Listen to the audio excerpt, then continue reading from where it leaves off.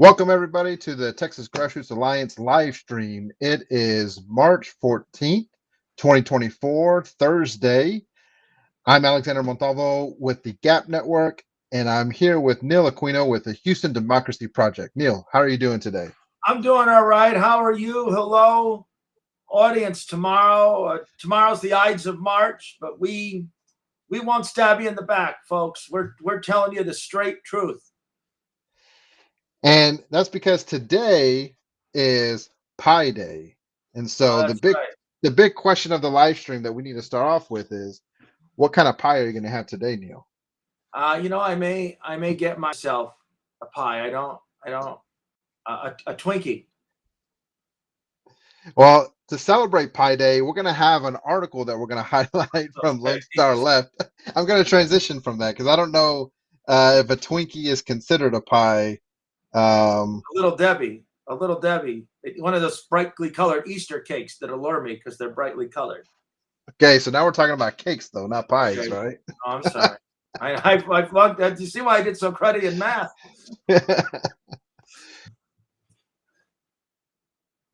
You enjoy Pi Day, YouTube, Facebook, Twitter, and Instagram. And if you would like to join the conversation and participate, hit us up in the comments. We will be checking those out, and we would love to interact with you while we are live right now. That's right. So today's topic, we are going to spotlight an article by Lone Star Left. It's an open letter to the Democrats in the Texas legislature, the battle for the heart of Texas, a call to action. So we're going to talk about the contents of Michelle's article and what she's trying to share within what she wrote. But the special, I guess, piece of this article is that there is a pie chart in it. So All right. for Pi Day, yeah, we have a pie chart. So we're coming full circle with all of our programming here, the Texas good. Grassroots Alliance live stream. All right, so this is the article. If you are not subscribing to Lone Star Left Substack, we highly encourage you to do so. That's right. You can become a paid subscriber. This is where you hit subscribe to be able to join, and then you can sign in and you can have a whole host of articles that you're subscribing to within the Substack. And Because so if you do that, you'll be funding Michelle Davis is doing autonomous. She's writing on her own. She is not connected to any campaign or candidate, but she's an effective actor for Democratic candidates, for grassroots activists, for issues. But to retain her autonomy, she needs resources, and that's a big part of the Texas Grassroots Alliance and of these broadcasts.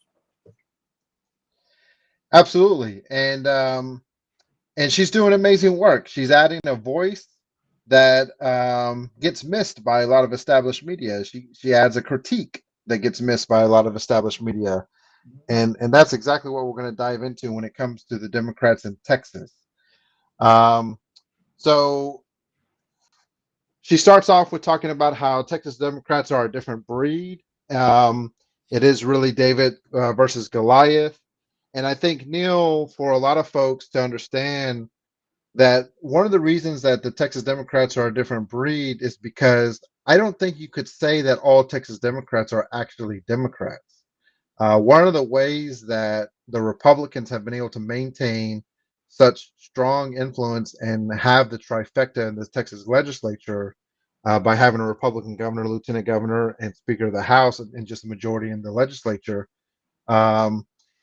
is because we often will see Republicans or what we will put in quotes moderates run as Democrats to be able to pull the party to the right as a way of compromising the values and policy goals of the Democratic Party, especially on the more progressive side. So when you think of Texas Democrats are a whole other breed, what comes to mind for you, Neil?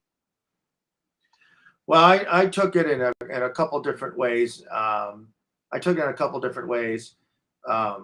first, Texas Democrats, the loyal ones, are long suffering, right? I moved here 26 years ago, and people said, "Oh, any minute the demographic shifts are going to kick in, and this is going to be a Republican state." So if you told me 26 years ago that we'd still have no statewide victories, that would have been a bummer. And then also, in the context of the legislative Texas Democrats, it's a culture of defeat. It's a culture where we are overly. I understand that we're dependent on Republicans to pass anything, but at this point, the Republican Party, is fascist and authoritarian, and as the legislature moves to the right and to the right and to the right, at what point isn't it the right course to seek accommodation with that, and to maybe focus on voter turnout, self-protection, and strengthening the Democratic Party? We keep at the beginning of every legislative session, "Oh, thank you, Mr. Speaker, for making me vice chair of the park committee," whatever. And it's just like, does that mean you're going to be silent about the move to authoritarianism? So I'm not saying these are easy questions. People do expect things to be delivered to them, and Democrats shouldn't be excluded for the benefits of their tax dollars. But we seem far too willing to accept Republican rule and to not challenge Republican rule, especially in our safe seats.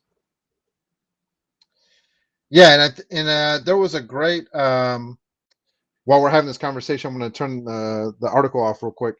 There was a great article. I think it was Texas Monthly that we may highlight in the future conversation. That John Bryant. Right. You know what? I may pull that up here. I wish we thought while, of we're, right. while we're talking. That John Bryant talked about that criticized the Democrats in the legislature. Right. That's right. And that was so key, because what he was trying to say is, like, you are the minority party, and you're all trying to fight over the small crumbs that you can try to win for your district or for your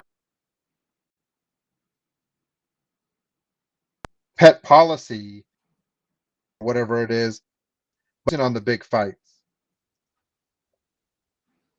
Right. And you're not building for victory. Right. I'm so glad you recalled this, because that article, coming from an insider, I think was encouraging to me, feeling that the critique that we've so often made had champions inside the body. Yeah, so let me share my screen. And you're watching, this is Texas Grassroots Alliance Live, and we are now in our 5th week of broadcast. We're doing different formats, different lengths of time, different guests, different hosts, and we are looking to create an autonomous network channel platform of communication for progressive and pro-democracy activists outside of traditional campaigns and candidates. And I'm with the Houston Democracy Project at HoustonDemocracyProject.com. Check it out, send a donation, read my stuff, and share a word of it. Absolutely. That's what this is all about. All right, so this is the article. It's from Texas Monthly. It's back in July. Yeah. So it's back after the original session finished, and we're in the midst of special sessions being rolled out. Right. But the title is "This Democrat is back in the Texas legislature 40 years. He can't believe how bad things are." On property taxes, school funding, and more, Democrats are not even in the conversation. And John Bryan, who used to be in the Congress in the 90s, came back to the Texas legislature because he just saw how radical things were getting. And he is pushing Democrats to actually have a spine, to actually fight for the big things. It says, but Bryant was surprised that tough questioning was noteworthy, much less controversial. What I was doing was just adequate, he said. It was something you hear every day in a legislative body operating with a real opposition. Um, and so just functioning to challenge is something that Brian is trying to normalize within Right, the legislature. right. The perfect example, a good example was when SB4 was passing. State Representative Armando Wally from here, from Houston, was angry that the Democrats weren't even really getting much time to debate, and he had a very, whether it was a performance or sincerely felt, maybe both. And he said to the Republicans, "I've been a good soldier."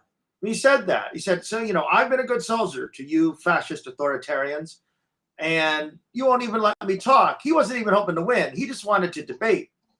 And I thought that was the perfect, just a really strong example of what we're talking about.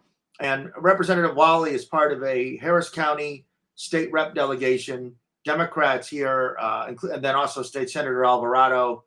And they are not putting up a robust opposition. And that extends, and maybe this is true in other parts of the states, that attitude extends to Houston municipal politics, where they recently, many of them, Alvarado, Anna Hernandez, Marianne Perez, Armando Wally, all supported John Whitmire, who won the mayoral race with more Republican votes than Democratic votes. And we're not advocates in our city council races, where with some more official support, I think we could have won at least one of the three at-large city council races. So this attitude of getting along to go along, but not even getting much, metastasizes down to the local level. Yeah, not getting much and in terms of the positive, but getting a whole lot in terms of authoritarian, oppressive, Right. um, and just negative policy for Texans that is Mm-hmm. causing harm. So the last thing we'll share with this Texas Monthly article before we go back to Michelle's is the question is, but I would imagine one of your colleagues who's on the leadership team or is following the strategy of keeping their head low and trying to get a bill passed would say, I don't like that it's this way, but if I don't do that, then I will get nothing passed. I will have nothing to take home. I will have nothing to show up for coming here for 140 days. And John Bryan says that's true. That's exactly what they're saying. And the answer to that is look at the big issues, not the little issues. What do you have to show on the main issues? Your school district hasn't gotten any more money in 10 years. 10 years. We're dead last in mental health. There's no debate on guns. So what are you really accomplishing? And he says, so if your objective is to get a bunch of things you can tell people about when you get home, then you have the wrong objective. Your objective is supposed to be to improve the lives of your constituents, and you have to work hard at educating them about what you're doing. And if you're educating them, Neil, then that means you're actually talking to them. You're actually engaging your constituents, which we see a lot of Right. legislators not do. Right. And there's kind of different breeds of that. They're the ones who are just kind of missing, and then there are ones who do show up, and may show up at some important functions. There might be a town hall about a public safety issue or a road issue, and they do show up, and that is a form of representation. But that isn't the same as saying, we've got to fight on these bigger issues. We can't go on like this forever. It's a valid argument. The argument that's always given to us, incremental progress, and we've got to deal with the political realities. And people you come in and out of the majority and the minority, except now, of course, things are so gerrymandered. You don't come in and out, and you can't be confident that the other side will accept election results.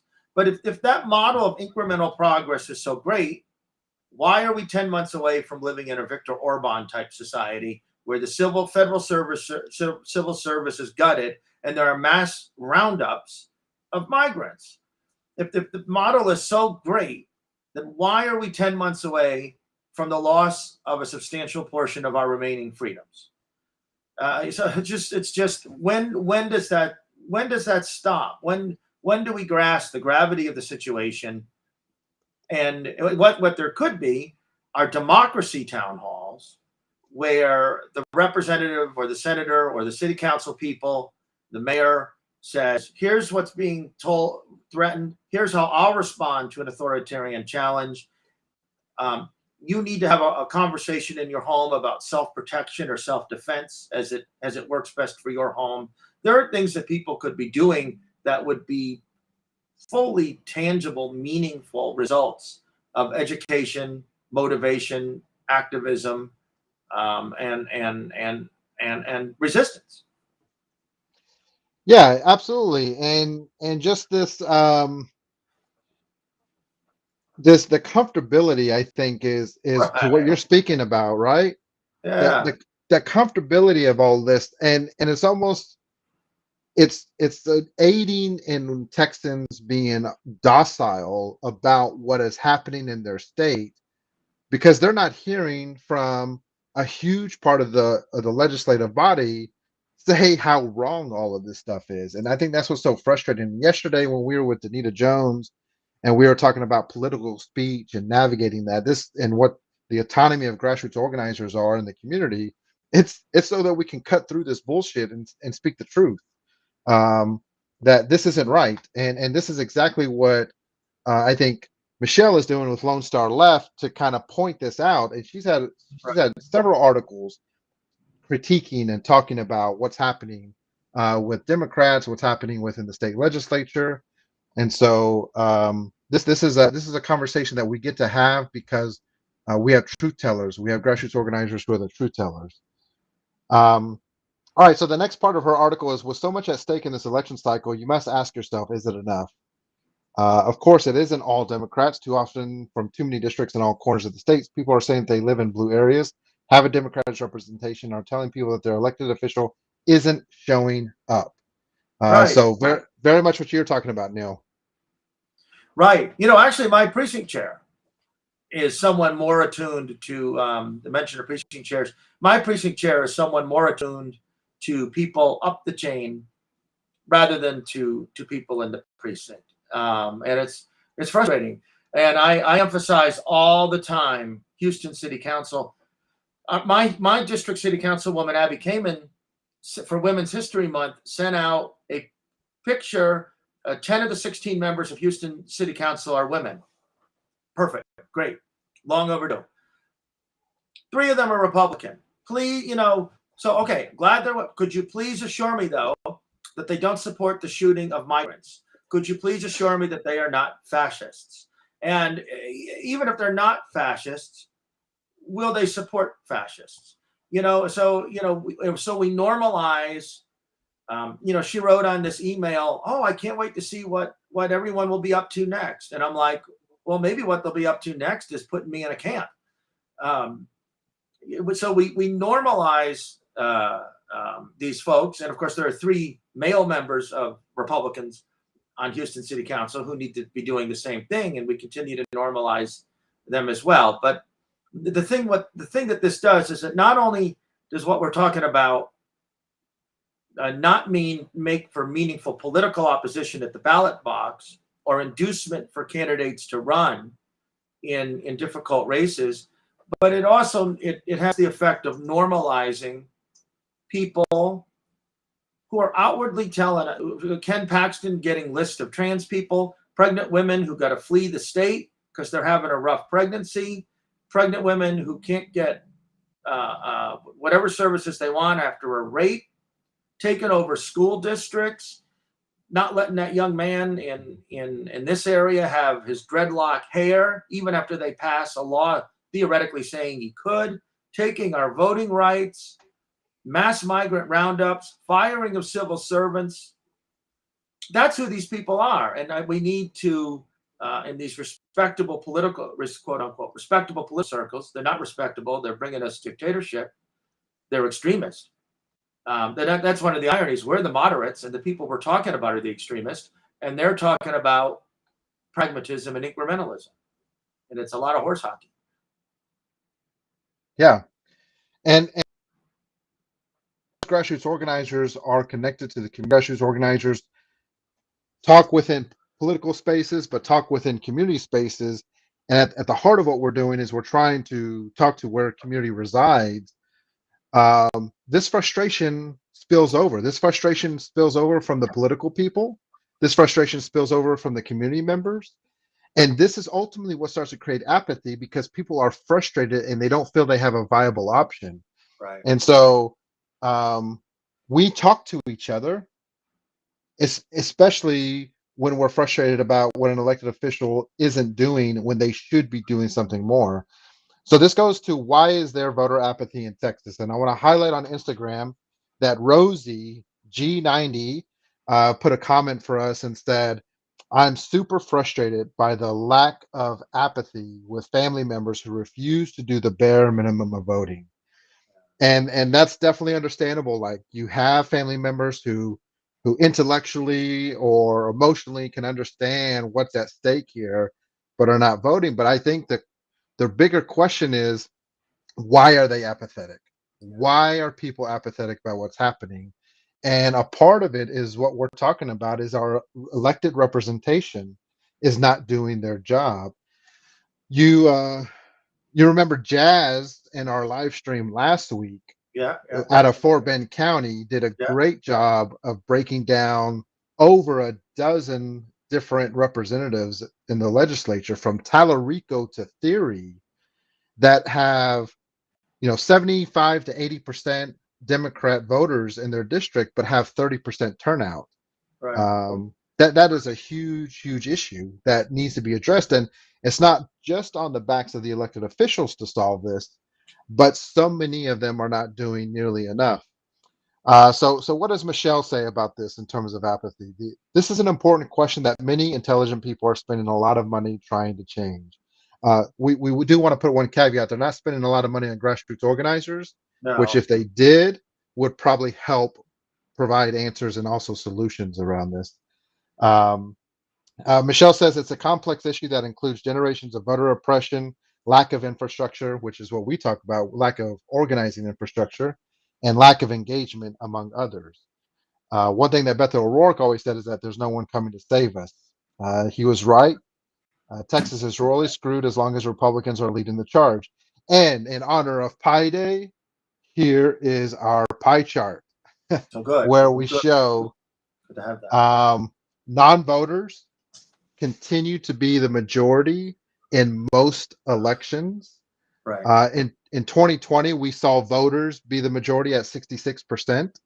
Well, actually, let me caveat that registered voters was 66%. Voting age population was at 52%. Right. Still, voters were the majority in the 2020 election, barely when it comes to voting age population. But in looking at this graph from 2022, non-voters were the majority, like we usually see in Texas.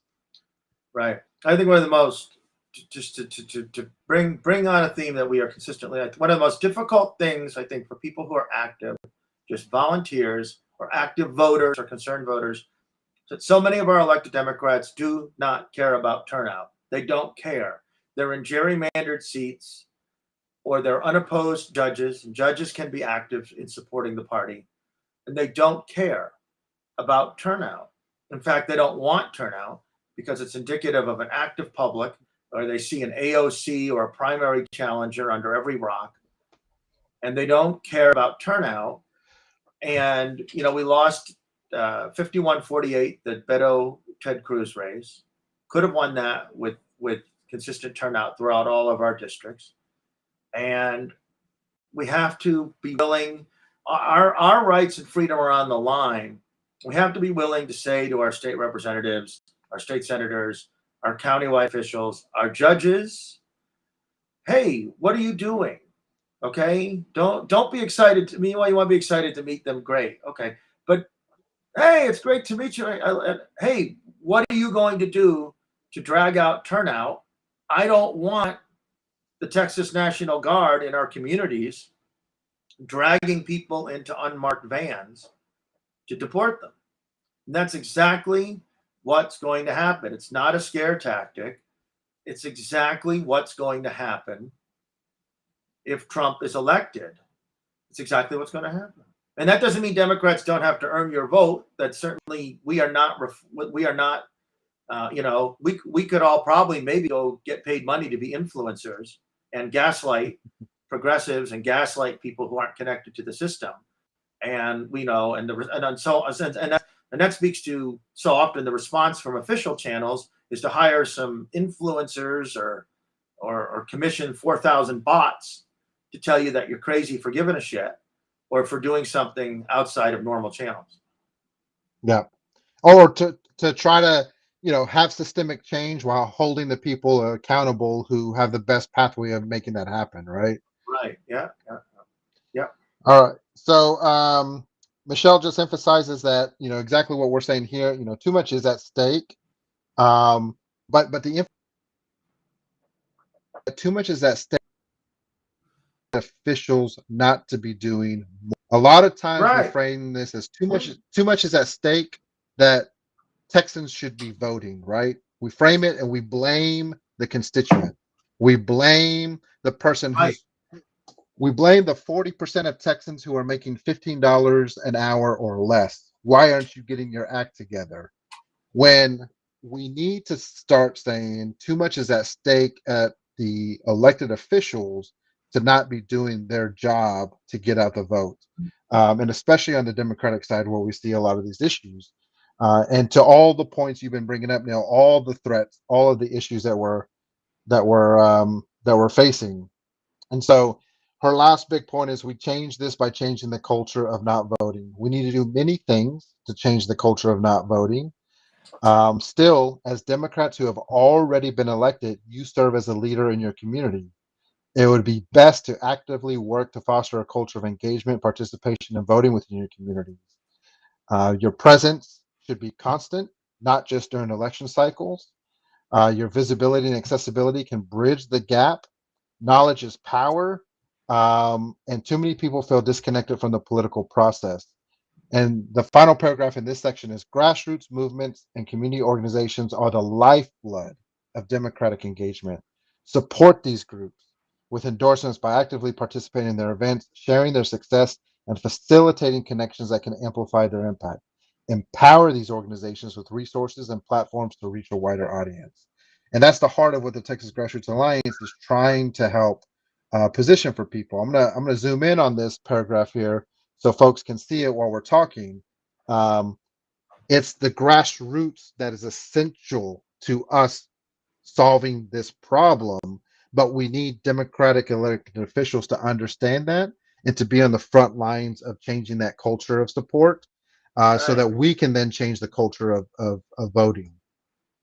Right. And so often we take this, and I know we have one brief clip. I think that will well wrap us up to show. But so often we take these things to heart. We raise our own stress levels.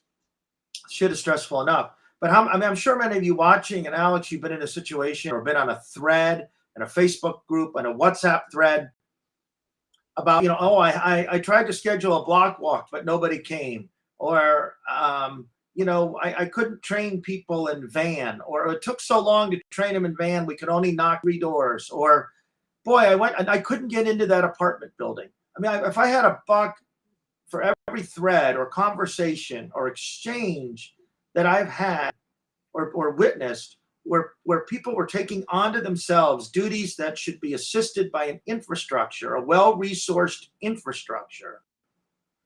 And they're just, if I had a buck, I'd have $200 because it happens all the time. So, and there's the grassroots sort of activists that Alex and I and Danita and Michelle are. And, we're also advocating for just the rank and file volunteer, the person who comes out once a month or 3 or 4 times in election season, just wants to do right. And that even that level of basic infrastructure or care isn't there for that person. And so by advocating at this level, we can lift all boats. We can, as Jesse Jackson would say, we can lift all boats, and we could, and we can be more effective with our time. And anyway, I'll start talking about the exploitative labor models and the whole thing. But we're engaged in a lot of stress and angst over all this shit, and our electeds as far as I can tell, so often are at the rodeo party or at the.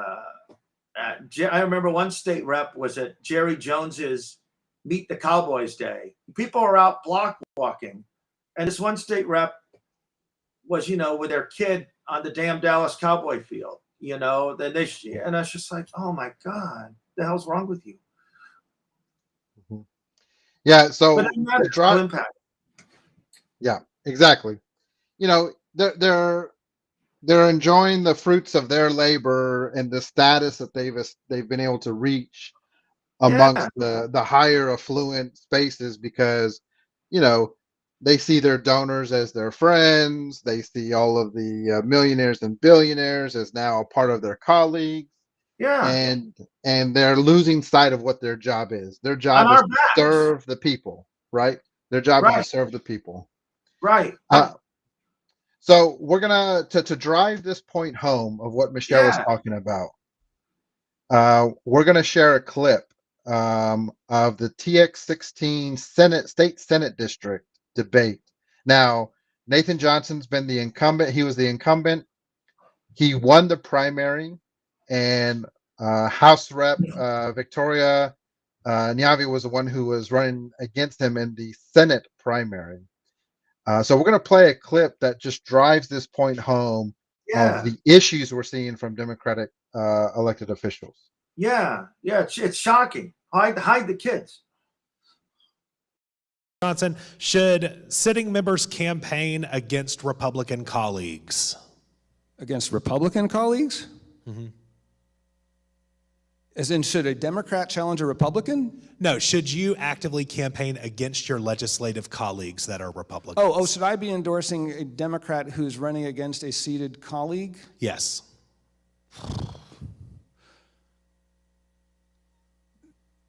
I don't know. I've never really thought, I think not. I think that we have to work with our members, and if you want to be effective, that's not a very effective way to go. When you're at the top levels, maybe. Okay. And Representative Corretto, should members campaign against Republican colleagues? Absolutely, yes. If you have Republicans who are... Now, we did not preemptively cut that clip. Victoria stopped talking, and they went on to another question. But Neil, what's your response to that clip? I mean, that's just what right. I mean, it makes me that shit right. It's hard to say because this guy is he's saying at the top level. He's at the top. He's one of 31 state senators in this giant ass state in districts bigger than a congressional district, and he's like, oh, it's like you were speaking Klingon to him, right? What do you? It's like the concept of vigorous and meaningful opposition was so foreign to him that it almost had to be translated for him. And there are people who speak Klingon. There are Klingon dictionaries, but it's unbelievable. It's just unbelievable. We're working so hard and fearful for our most basic rights, right?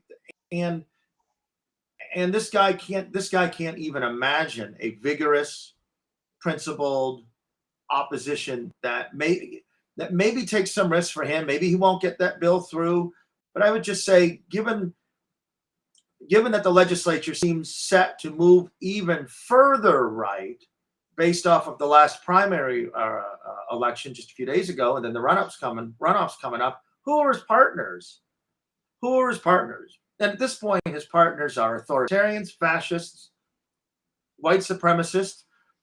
And this isn't my language. It is my language, but this is the kind of language that Joe Biden uses, Nancy Pelosi uses, Michelle Obama, Bernie Sanders, across the ideological divide at the top of our party. They're calling these people authoritarians. And these are the people we're supposed to listen to and adhere to. But it seems sometimes when we take them actually at face value, then we're told we're disruptive or we're gaslighted, or as we saw with Senator Nelson, they don't even know what the hell you're talking about. Yeah, so this is an ongoing issue that we're going to keep pushing for solutions. And one of the solutions that folks can participate in is by donating to the Texas Grassroots Alliance. we keep talking about one of the major antidote to our industry of political organizing, of politics, of the election system cycle. One of the major anecdotes is to fund grassroots organizers because they have the autonomy to push back and to help connect with the community members and actually where they live, you know. Um, and donating to the Texas Grassroots Alliance helps support collaborations like the Texas Grassroots Alliance LIVESTREAM. It also helps with collaborations like, over 30 members are part of the coordinating committee for the Texas Poor People's Campaign. It helps with collaborations around our annual summit that we kicked off last year, and we are looking to try to have another one this year in the summer. So your support is great. It helps greatly in terms of grassroots organizers being able to do this work. Right, and you'll get we're willing to throw fastballs, right, and not for the sake of excuse the sports analogy. I know that's some of the same old stuff, but we're willing to name names. We're willing to name names, and there's a lot of virtue to that. And one of the things that we're trying to normalize is, these aren't reflexive, gratuitous, reflexive, just for the sake of doing it, attacks on a political establishment. They'll say, oh, you're disruptive. Oh, you're an ideological outlier. When in many respects, we're more moderate. That's the irony of it. We're in many respects more moderate than the mainstream system. The mainstream political system is delivering you a fucking dictatorship. We're here saying, could we please not have that? That's part of the irony of it. Now, there's a lot of progressive advocacy and causes that we're all for. If you'll support things like my Houston Democracy Project, that covers Texas issues, send me a donation so I can continue to do the work. I'm on the Egberto Willies Politics. He's a member of the Alliance every Thursday morning. I was on at 6 o'clock. I just actually received, while we were doing this film, I received an invitation to speak at a Harris County Democratic meeting later next month, which I think shows that there is an audience for this kind of talk in mainstream and official channels. A daily blog, the John Cornyn Houston office protest, these broadcasts, which we intend to have a really meaningful impact in the overall political and social and cultural aspects of Texas politics moving forward. So support grassroots organizers. We're willing to name Senator Nelson, not just to do it, not just to shock, not just to show we're tough guys or rebels, but because we've got to be able to call these folks into us where no one's willing to do it unless they have the autonomy to do it. And that's what we're working to have. Yeah, and just a quick correction, Senator Nathan Johnson is who we were highlighting. What'd I call him? I think you said Nelson. Oh, I'm very sorry. By any other name. But yeah, so we appreciate everyone joining us. Continue to share this content. Let's continue to have these tough conversations so that we are engaging Texans in the right way, and we're building a voting population that is focused on wanting to see the systemic changes that we need in our state so that people are actually thriving in life and not just surviving. And we can do this together. So stay plugged into the Texas Grassroots Alliance. And thanks everyone for joining us today. We'll be back next week with more shows.